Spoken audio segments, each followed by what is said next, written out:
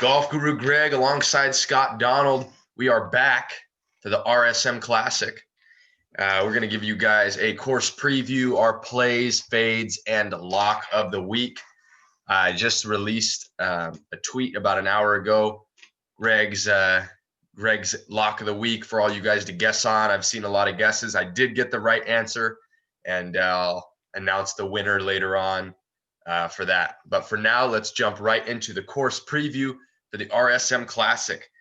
And let me pull that up right now. We have another tournament taking place in Georgia right after the Masters was also in Georgia.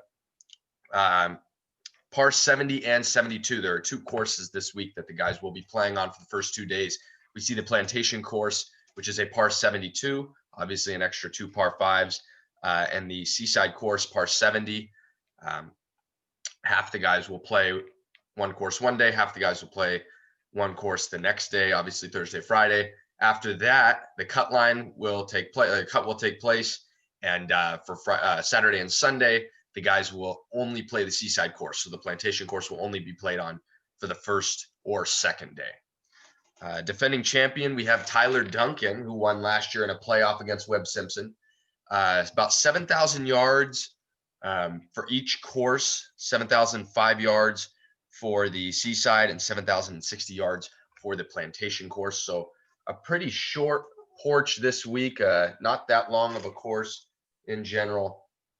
So that is kind of a course preview. And other than that, Scott, let's jump right into our plays of the week. Let's get this video rolling. I'll start with you. You give one, I'll give one. We'll go back and forth. Scott, your first play of the week. Who you got? All right, my first play of the week is going to be Matthew Fitzpatrick.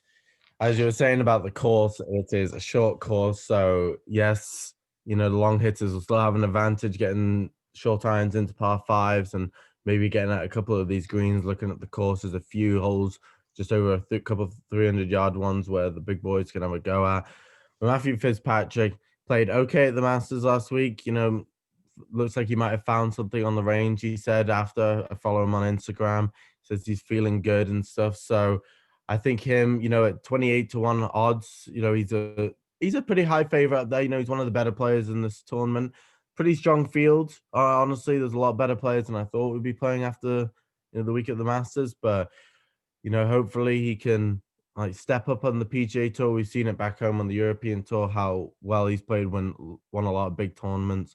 And over in America, he's not kind of reached his potential yet. But I really do feel he's come into a little bit of form.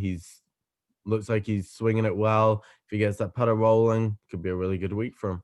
Yeah, obviously Fitzpatrick, one of the better putters on tour.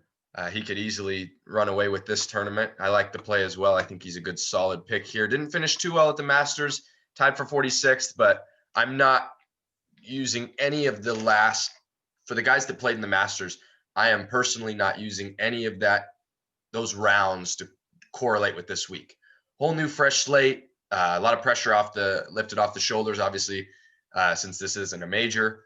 So I'm not regarding any of those four rounds, as you guys will hear from my picks with mine as well. So I'll jump right into my first one, and I'm going to go with Jason Kokrak, one of the better ball strikers, one of the better tee to green guys on tour. I like Kokrak this week at 40-1. I believe that is the number I got him at. I got that on Bovada. And let's look up some Jason Kokrak. What I really liked about Kokrak is that I saw calculated ownership under about 10% for the DraftKings world. I really like if that number stays under 10%. I think this is a guy I'm plugging into most of my lineups. Like I said, I like him at 40-1. I think he's a great bet. The putter has been hot ever since since in the last month. I have him. Let's see, I made a custom model right here. I got Kokrak ranking out 11th, and his putting is second overall in the whole model. This is the last 24 rounds. So I'm really high on Jason Kokrak this week if he can keep that putter going. Obviously, the ball striking is going to be there. The tee to green game, the approach shots, one of the best in the game at those. If he can get the putter rolling, I like Kokrak this week. I know he didn't, like I said, he didn't play well at the Masters. He missed the cut. He was one of my, not one of my fades, but one of the guys I was pivoting off of. But yeah, I think he's a great play this week. Scott, you there? Oh, we lost you for a second.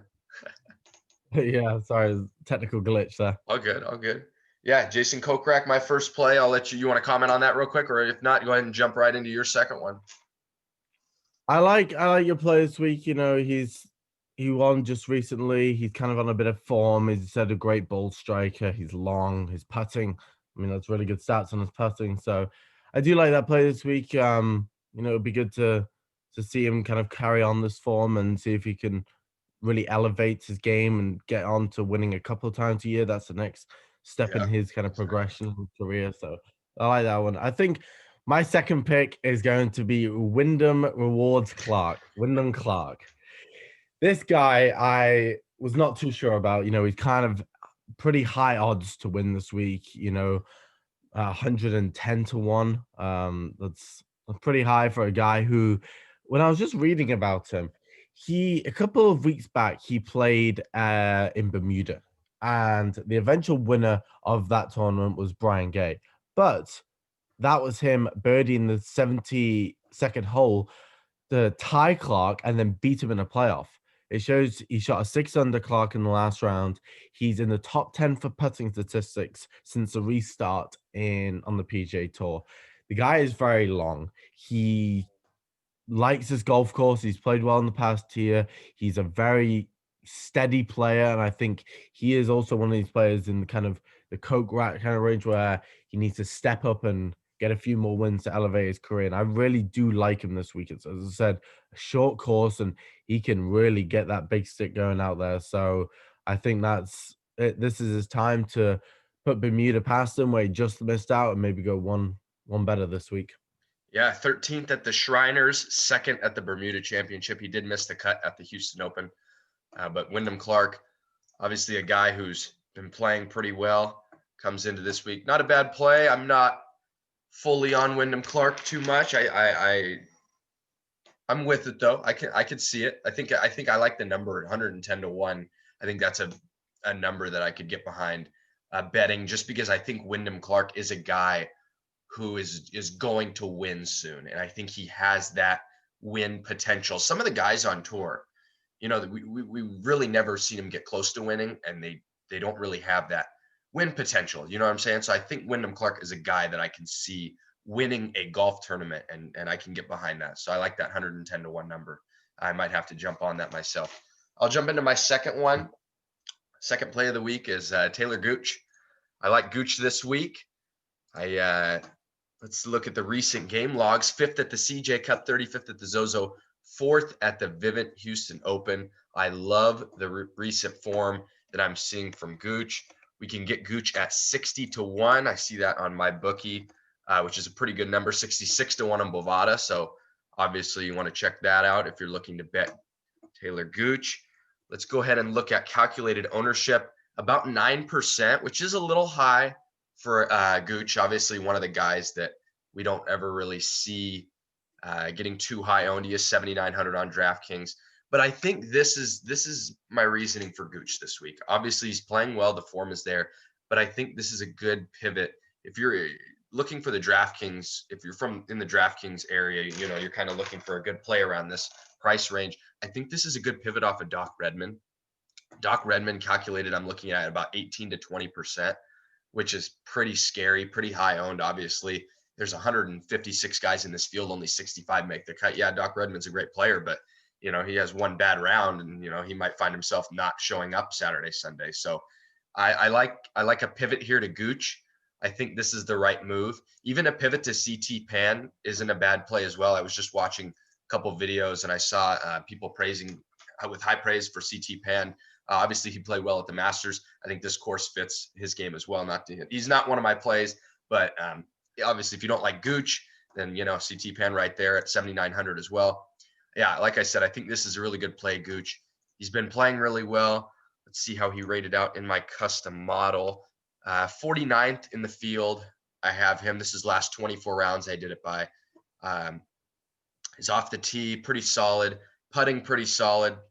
The only thing with Gooch is his approach game has been a little bit weak in his last 24 rounds, ranks out 94th in the field.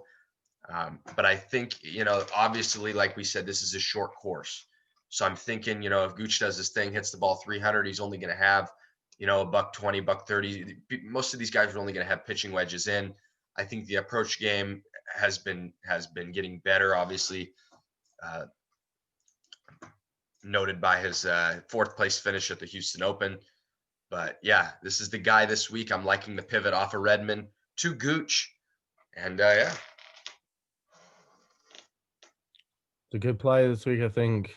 He's an outsider, but he's had a great pivot. Maybe this week, he's always going to be. He's gonna. I feel like he's gonna make the cut, and have a good week. He might not be up there come the weekend, but I definitely think he might. You'll see him on the TV this week. He'll be making a few birdies. I think I actually really like that play. Coming and like reading a bit and hearing about what you have to say about him. But my next pick is the postman, JT Poston. He always delivers as the postman do, and I think this is his time to get his second victory. I was never the biggest fan of him when he came out on the tour last year. He's came from the Web Top Tour, turned professional in 2015. Good little player, hits it long, and then last year at the Wyndham, he shot 62 in the final round and went bogey free, and that's when I really stood up and took notice for this guy. And I think this week, kind of the exact same play as Wyndham Clark. The guy's long, he's playing well, putting. I'm a big, in the last video I was saying, Masters kind of form going into it goes a little bit out the window, but I feel like on a course like this, you've got to be making a lot of birdies. As we said earlier, it's short. For the modern day PGA Tour course, this is a very, very short golf course. And looking at the numbers, the worst score since 2010 winning score has been 14 under, and the highest has been 22 under. This course is a birdie fest, and JT is a birdie machine. The guy makes tons and tons of birdies. So I really think if he can limit some of the mistakes this week, I think he's one of my favorite. He's my favorite of my plays this week. He doesn't beat my lock, who you guys will find out soon. But he's definitely was in the consideration for the lock this week. I think he's really, gonna set this golfing world alight in the next couple of years. I'm a big, big fan of him now. Wow. Okay, JT Poston, 7,300 on DraftKings. He was cut at the Masters, but before that did finish 20th at the Houston Open. So, yeah, I'm with you right there. I think that's definitely a viable play this week. So, we'll move on to my last play of the week, and this one is quite interesting. Someone you guys might not be thinking of at all. I'm going to go with Adam Hadwin, the Canadian. I love Adam Hadwin here, and here's why. For 7,300, I think he is one of the better players around this price range on DraftKings. I love his number of 150 to 1 on Bovada. I've been taking advantage of that number. I think that is way too high. I think he definitely should be 100 to 1 or 80 to 1. I think Hadwin, we're getting a steal on Adam Hadwin at 150 to 1. He did miss the cut at the Masters, but this is what my idea this week is to target these guys who missed the cut at the Masters. Masters was played in Georgia. This tournament's in Georgia. Hadwin obviously stayed there, got some practice, after he missed the cut at the Masters. I'm sure he's been playing, fixing up the game. I think he's going to come out this week and play really well. Obviously with Kokrak, same thing. He missed the cut at the Masters. He stayed there, obviously in Georgia.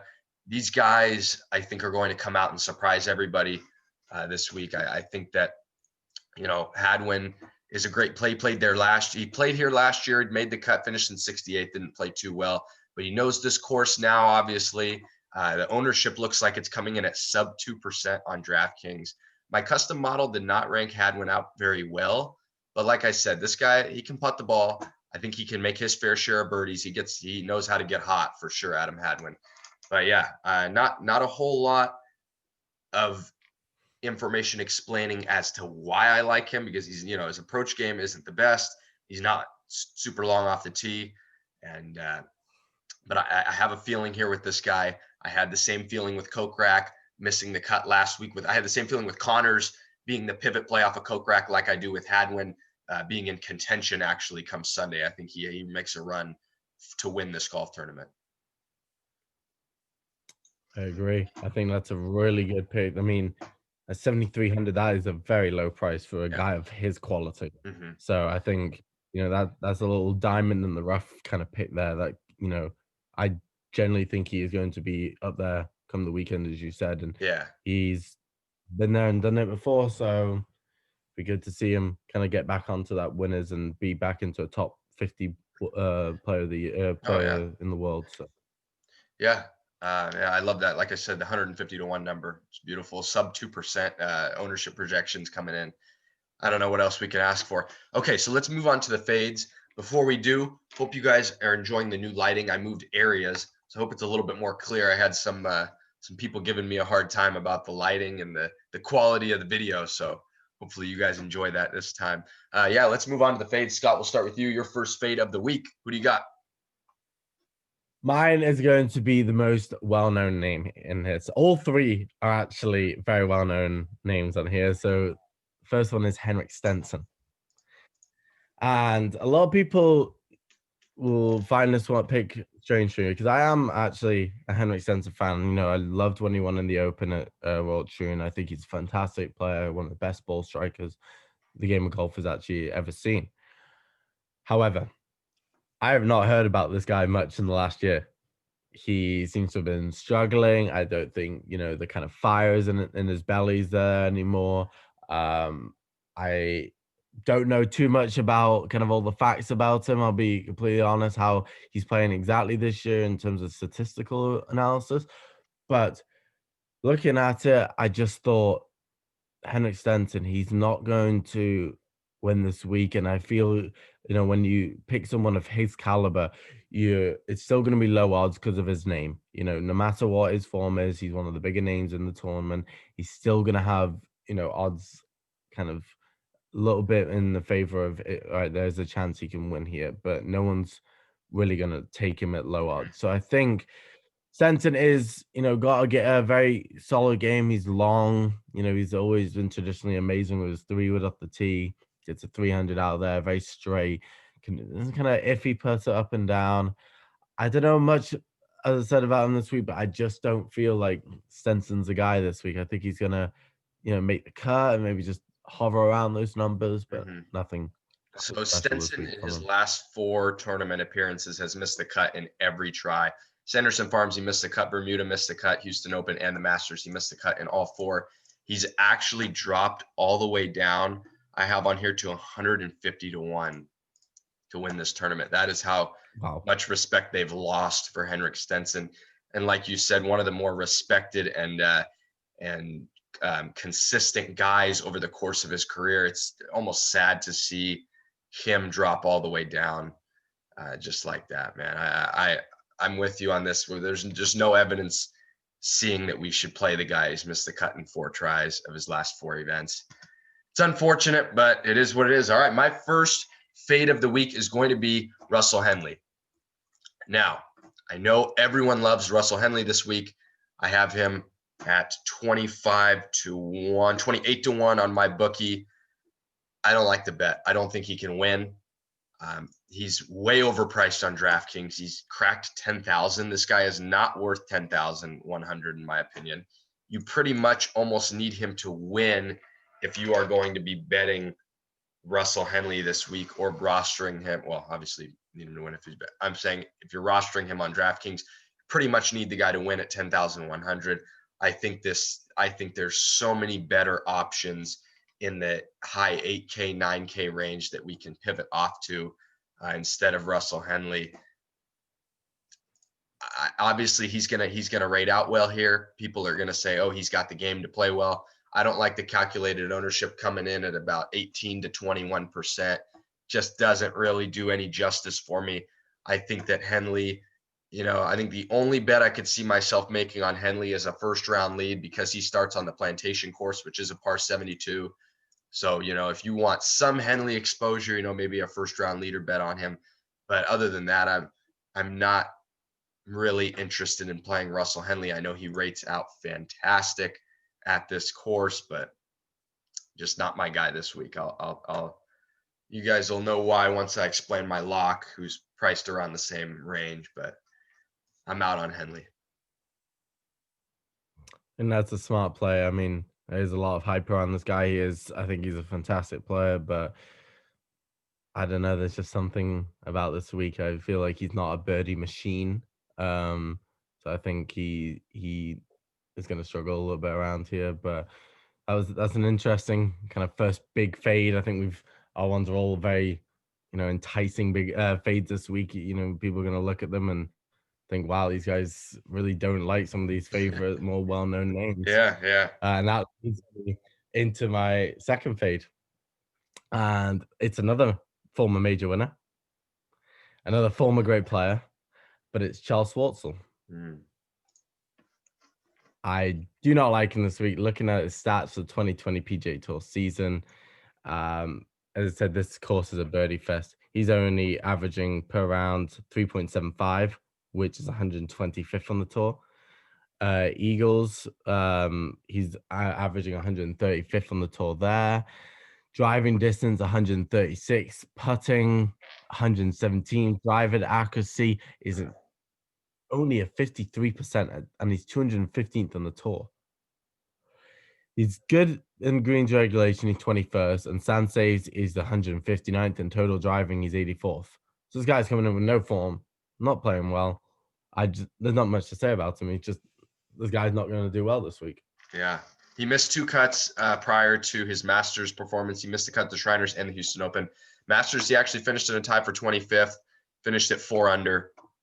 But yeah, you mentioned a very interesting stat that I like, the birdie percentage. You said he only makes 3.75 per round. That's just, obviously we want it with the whole DraftKings purpose. We want to get as many birdies as we can. Eagles, and like you said, former major winner, but I don't think he can win this tournament outright. I don't think he has what it takes here. I don't think the form is there, like you just said. Okay, we'll jump into my second fade of the week. I am going with Kevin Kisner, a guy who everyone is also talking about. I know people are going to be all over Kisner. He comes into this tournament. He is 40 to 1 I have right here. I don't really like the number. I think 50 or 60 would have been better for Kisner, just because I don't think he has that win potential. He has won here in the past, back in 2015, but I don't really know what else Kisner has done winning wise beyond that tournament. We can look it up actually. Kevin Kisner PGA Tour wins. Let's see what we got. Looks like he's got 3 overall, 3 total. Yeah, he's got 3 total. Yeah, he did win here, I believe, back in 2015. Was it? Let's check. Yeah, 2015, yes. I think it was when he won. 2016, sorry, 2016. But yeah, he was cut here last year. So obviously, he was cut here in 2017. He's had 3 top 10s though in the last 5 years. So 3 top 10s with two cuts. Don't expect this guy just to finish in the top 10 because he likes this course. I'm not all in on Kisner here at all. I think that with the way he's playing, he just missed the cut at the Masters. Like I said, don't take that into too much of consideration with the whole miscut at the Masters, but 45th at the CJ Cup, was cut at the US Open. Hasn't really been playing a whole lot of golf. I think there's like I said, there's other plays better than Kisner. I think getting Brian Harman at 45 to 1 is a decent pick if you're looking in the outright market. I think if you're looking for pivots off of Kisner around the price range, I think like I said, Kokrak for another $100. I think he's the better player. I'd rather go with Kokrak than Kisner. I think Kisner's percentage owned is going to be a little bit too high for my liking. Let's see what they're calculating ownership percentage at. I'm looking at 19%, way too high for me. I'm out on Kisner this week. Scott, we'll get into your last fade. My last fade is another big name, and it is Matt Kuchar. Matt Kuchar, fantastic player again. I'm bashing some of the the older, Hmm. well-known players, and I feel bad because I've grown up watching these guys and been at Yeah. the top of their game. So it is sad to see their decline, but you know what? It's a new wave coming in. I think this is the time they kind of slowly fade out and get their butts over to the Champions Tour and start having some success like Yeah. Phil did going over on there. I think these guys are in the latter stages of their career. And going off Kucha, again, short course, so his driving distance isn't the biggest issue here. He only hits it 285 yards, which, to the to the normal golfer, that's, a very long drive there, but that's 251st on the PGA Tour this year. So, that's way down. But the thing that's getting me is I keep banging on about it this week. This course is a birdie fest. These guys are, me and Greg were talking before. We think this is going to be a 20 kind of under if the weather's good. Um, so you got to get a guy who can really bust out a low number on a day or consistently be making birdies. And Kuchar is not that guy. He's averaging four birdies, so 90th on the tour, which is not bad. It's not good either. His putting is the one that gets me. Obviously, he's a very good, tee to green. He's straight, gets it on the green. And maybe this is why his putting statistic, you could take it with a grain of salt with this one because he hits probably, an average of mostly, except from this year, he's been up there in the greens regulation. He's only 98 this year with 67.7, which isn't good. But his putting still hasn't improved. He is 225th on the tour, which I think is dead last, if I'm not mistaken, at 1.728, which is not good. I mean, this guy is not making putts, so obviously equating to not making birdies, which equates to not having a low score. Hmm. So I think it's simple math here, ladies and gentlemen. He is not going to make birdies, which means he's not going to be much under par, which means he's not going to win this week. So Wow. that is my final fate. Okay. Interesting, interesting, interesting. I will get into my last fade, which is going to be Tyler Duncan, the last year's winner here at the RSM Classic. This one is interesting to me because of his price and his outright. He comes in at 7,000 on the dot, so they're giving him really no on DraftKings. So they're giving him really no respect for winning here last year. He's 125 to 1. And I think there's kind of a reason he's this high. Calculated ownership looks to be under 5%, which I would be targeting normally, but for some reason I'm kind of out on Tyler Duncan this week. I just think this is, like we've been saying, this is going to be a birdie fest, and it's going to be tough. I'm not really accounting any kind of course history this week. That's why I don't like Kisner. That's why I don't like Duncan. I think course history is the stat that we need to not even pay attention to at all.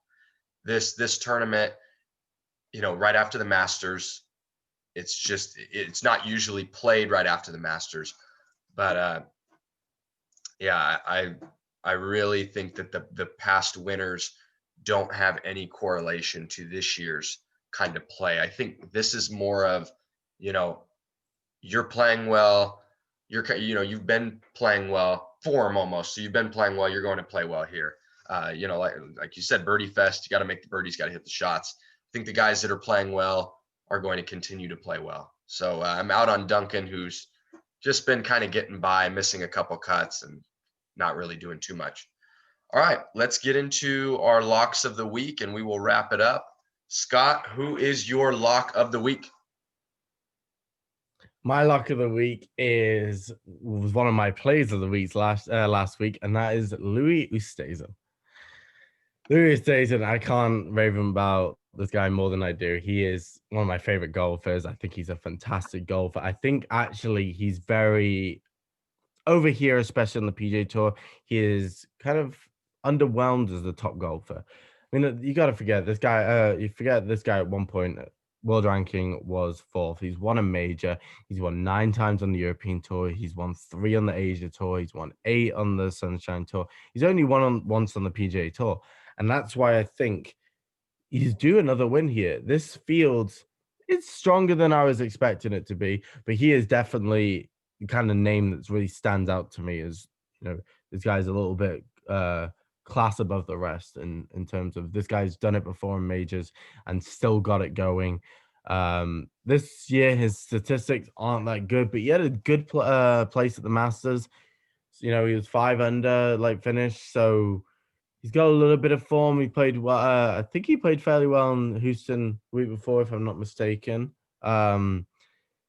He's a big time player, and he makes a lot of birdies. He's sneaky long, as I said last week. I could go on and on about how he was and how he is, but I just feel Louis Oosthuizen, something about this week. It's fairly short. He's kind of getting a little bit of form back together. I think this is where he finally gets his second PGA Tour win, which is an amazing statistic for a guy who's won 14 times and only once on the PGA Tour. And it's not like this isn't his home tour anymore. You can't have that excuse of switching in and out of the European Tour. So I think this week I'm really liking Louis, especially after seeing him in the Masters. I know, not too much correlation. We've talked about this from last week to this week. I do think, I must have a little bit to play in the way he's gonna set up this week. And I think this is his week. He's gonna be up there in contention. And I think Sunday afternoon with some of the guys in this event, if he's up there and within a couple of shots on the back nine, he's got the pedigree. He's got that. I've done that. I've been there. I've done that. And some of these guys, might be their first time or their second time. JT Postman and Wyndham in my selections. They've only won a couple of times, so they still get obviously nervous, like every golfer. But Louis got a little bit more experience too. So if he gets himself into position this week, I think he's a really, really good shout. Yeah, there's a lot of reasons to like Louis. Obviously, the form coming in is good. He's made the cut. I saw in his last 4 events, maybe. Oh my gosh, he hasn't missed a. Actually, sorry, Louis has not missed a cut since the restart. So, not sure what else you really want right there. There you go. There it is. Yeah, I like the 30-1 number is pretty solid. We can get that on my bookie. And yeah, I love the ownership percentage actually with Louis looking like sub 7%, around 7%. I mean, it's a very sneaky play this week. I feel like not a lot of people are going to be on Louis, and I feel like he could definitely be in the winning lineups and could definitely even win this golf tournament. So yeah, I'm with you right there. Okay, let's get into my lock of the week. Shout out to Val B. Shore on Twitter. He was the winner, going with Tyrrell Hatton, my lock of the week. All right, let's jump right into Hatton.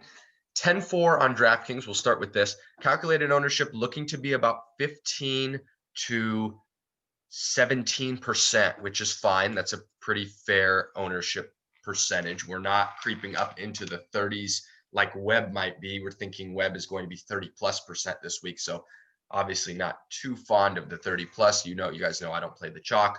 And yeah, Hatton is the pivot. This is the play. This is my winner. I think he wins this golf tournament outright. I think he runs away with this come Saturday. I think has already locked it up. It's going to be kind of the same thing as last week with DJ. He ran away with this last week at the Masters. I think Hatton's going to run away with this golf tournament come Saturday, and he's going to win this come Sunday. So let's jump into his odds. He is 18-1. Obviously, that isn't the best price. If you want to see if you can get him at a better price, he does play the Seaside course on Thursday, so which is the tougher course. So maybe if he's kind of around the middle of the pack after day one, he might move to 25-30-1. We might be able to snag that number on him with a live bet, which I really like, which I will definitely be paying attention to. I'll tell you guys right now. But yeah, I think the 18-1 number is very fair. I actually think he should be 14 or 16 because him and Sungjae are both 18. I think Hatton should be the second favorite in this golf tournament. I actually think he's the best player in this golf tournament right now. I think he is literally, like I said, every golfer in this field, I think he is the best person. No disrespect to Webb Simpson. I just think that as of right now, Hatton is the best player in this field. And why am I not going to roster the best player in the field when he's not even coming in at the highest price? He's 10-4. He's barely above Russell Henley. There's 3 guys on DraftKings that are above him: Fleetwood at 10-7, Sungjae at 11, and Webb at 11-2. Why am I not going to play Hatton at 10-4? It frees up $800. You save $800 if you were to play it instead to play Webb, and you're getting about a 10 to 15% percentage discount within the ownership percentage.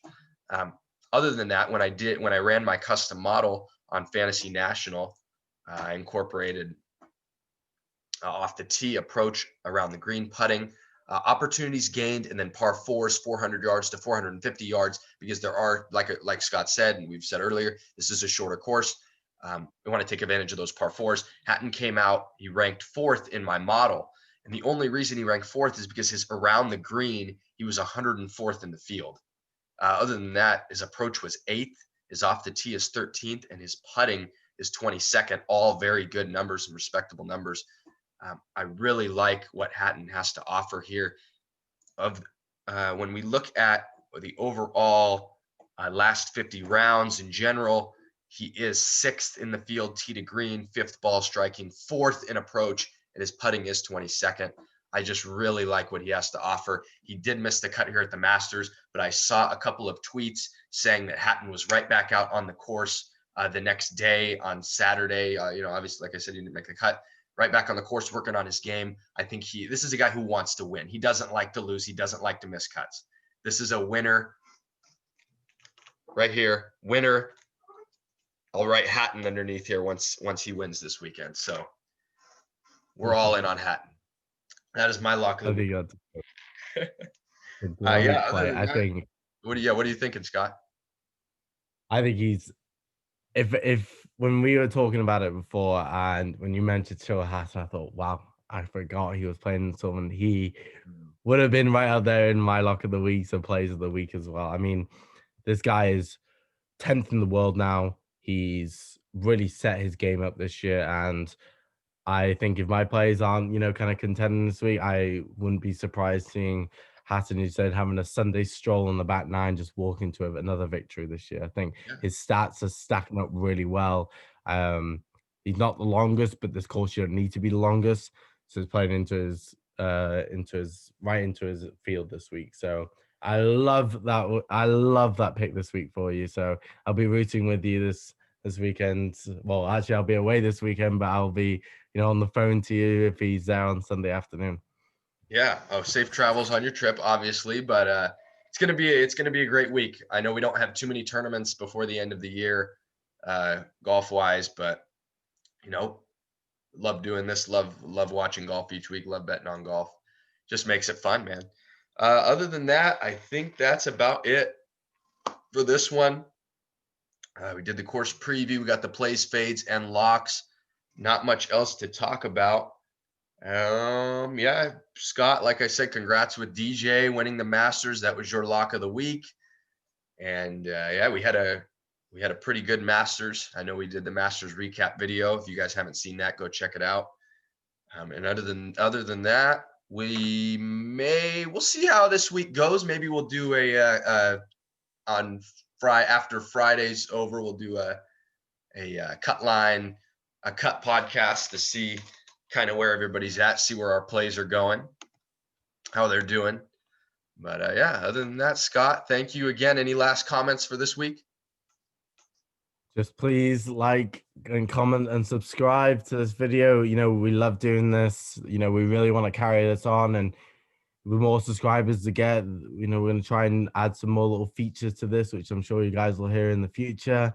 So please share with your friends. If they're even not the biggest golf fans, just let them get onto it. Get our coverage, get it out there, and hopefully we grow and we get a lot more subscribers, and hope we make you guys enjoy golf a little bit more and have a little bit more knowledge into it. And we really do enjoy this. So thank you. If there's any other segments or anything you guys want to hear us talk about, please comment below. Let me know. You guys are always welcome to slide in my DMs at GolfGuruGreg on Twitter. We're just trying to continue to grow. Obviously, we just hit 50 subscribers, so not a bad little hit. And we got almost 200 views on our Masters course preview, fades, plays, locks video, which was very cool too. So, like you said, just continue to grow. Spread the word, guys. Share it to your friends, whoever likes golf. All right, Scott, that'll do it. From Golf Guru Greg, Scott Donald. Always remember to hashtag lock and load, my friends. Have a good one. Peace.